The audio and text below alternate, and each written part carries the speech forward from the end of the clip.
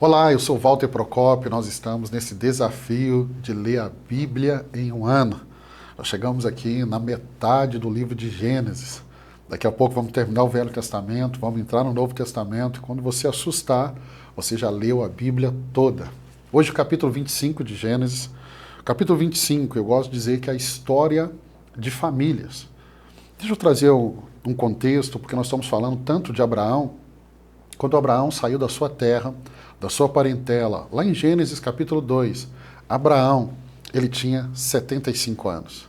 75 anos. Quando Ismael nasceu, Abraão já tinha 86 anos. Quando Isaac nasceu, Abraão tinha 100 anos.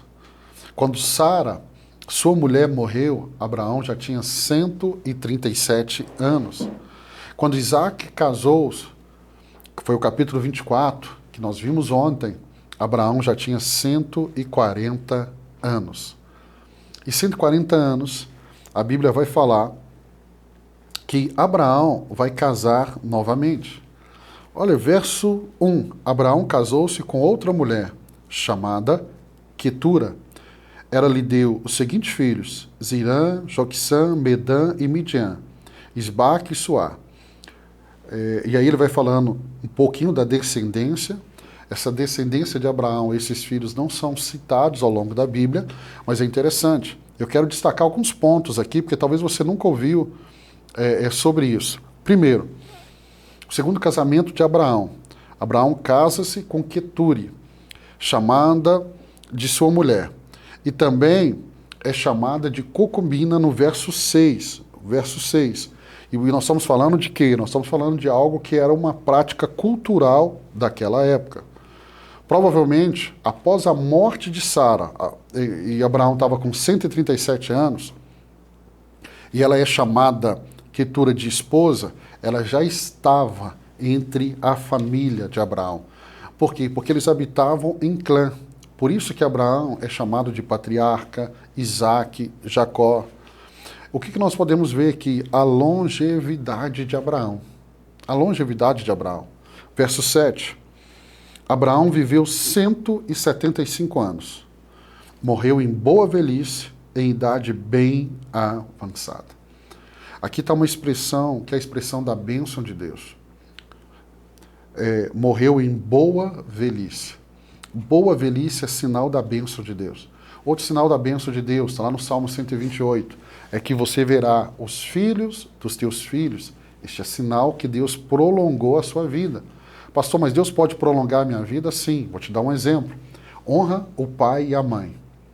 Porque esse é o mandamento com promessa. Deus prolonga a vida de quem honra o pai e a mãe. E no capítulo 25, nós vamos ver o nascimento de Esaú e Jacó, gêmeos. Esaú é o primogênito, Jacó nasce segurando ali no seu pezinho, e desde o ventre, Deus já dizia que eram duas nações que estavam brigando por esse direito de primogenitura. Nesse contexto cultural, nascer primeiro, ser o primogênito, era ter direito de comandar todo o clã, de ter uma porção dobrada da bênção de Deus, de assumir o lugar do pai. E aqui nós temos o nascimento de Esaú e Jacó, e nós vamos falar deles daqui um pouquinho ali na frente. Capítulo 26, eu te falei quando Abraão chegou em Gerá, é esse momento que Isaac vai para Gerá. E olha o que diz o verso 1. Houve fome naquela terra, como tinha acontecido no tempo de Abraão. Por isso Isaac foi para Gerá, onde Abimeleque era rei dos filisteus. O Senhor apareceu a Isaac e disse-lhe: não desça ao Egito, procure estabelecer-se na terra que eu lhe indicar. Por que Deus fala com ele? Não desça para o Egito. Porque um dia o pai dele, num ambiente de crise, de fome, desceu para o Egito. Mentiu que a sua esposa era sua esposa. E aí, quando o rei do Egito descobre a mentira dele, e Deus iria amaldiçoar o rei do Egito, ele fala que Abraão mentiu, devolve Sara, e ele manda Abraão sair. E a Bíblia diz que ele dá riquezas e ele dá servos. Agar, a serva de Sara, que teve um filho com Abraão, ela entra na vida de Abraão nesse momento que ele desceu no Egito. E agora Deus diz: não repita o erro do seu pai. Tem um caminho novo, você vai para Gerar. Você vai estar ali em Gerar. E ele está em Gerar. O que eu gosto muito desse capítulo, queria te chamar a atenção, é que esse tempo de Isaac em Gerar, nós vamos ver algo muito interessante. Eu quero ler com você aqui, ó, no verso de número... Deixa eu achar... Aqui, ó. Verso 8. Isaac estava em Gerar já fazia muito tempo. Muito tempo. Certo dia, Abimeleque, rei dos filisteus, estava olhando do alto de uma janela quando viu Isaac acariciando Rebeca, sua mulher. Por que eu quero te chamar a atenção? Porque você vai ver que lá Isaac vai repetir a mesma coisa que Abraão. Vai mentir que a sua esposa era realmente a sua esposa. Posso te ensinar algo? Ao ler o capítulo 26, acredite em algo. Você não precisa cometer os mesmos erros do que o seu pai. Isso é uma escolha. Uma escolha. Toda escolha, ela tem consequência. Consequência. Quando Isaac está aqui, e aí eu quero ler com você, verso 19. Os servos de Isaac cavaram no vale e descobriram água. Quando Isaac está ali, a bênção de Deus era tão grande sobre Isaac, que a Bíblia diz que ele vai semear naquela terra e ele colheu a 100 por 1. Isaac vai nos poços de água que Abraão havia aberto e ele vai desentulhar, tirar os entulhos, porque aquele povo havia entulhado os poços de Abraão e ele vai descobrir água. Quando você vê ali, o povo de Gerar não dava atenção nenhuma aos poços, mas quando Isaac desentulhou os poços e veio água, eles começaram a ter inveja de Isaac. Interessante que eles vão empurrando Isaac, vão tirando de Gerar e levando ele como se fosse para o interior.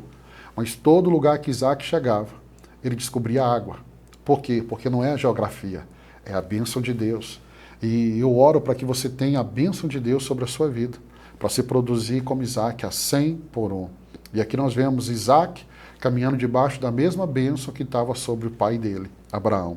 No capítulo 27, é o momento que Isaac abençoa Jacó.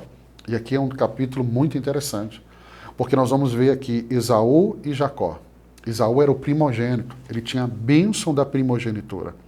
Mas um dia ele está com fome, Jacó preparou um guisado, e sabe o que Esaú vai fazer? Esaú vai trocar a bênção da primogenitura por um prato de comida. A Bíblia vai dizer que ele desprezou a bênção de Deus. Lá no Novo Testamento, sabe como que a Bíblia em Hebreus vai definir Esaú? Ele vai definir Esaú como um homem imoral, porque ele não valorizou o que Deus tinha entregado para ele. Ao ver o capítulo 27, lendo o capítulo 27, aprenda isso. O que Deus te deu é seu. Valorize o que Deus te deu.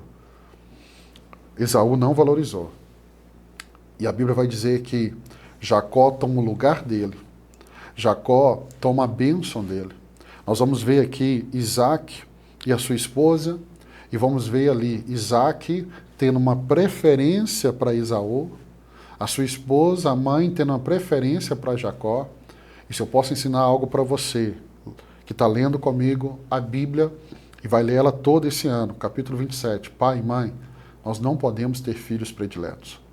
Porque vemos um problema nessa família quando o pai escolhe amar mais um, dar atenção mais para um do que para outro.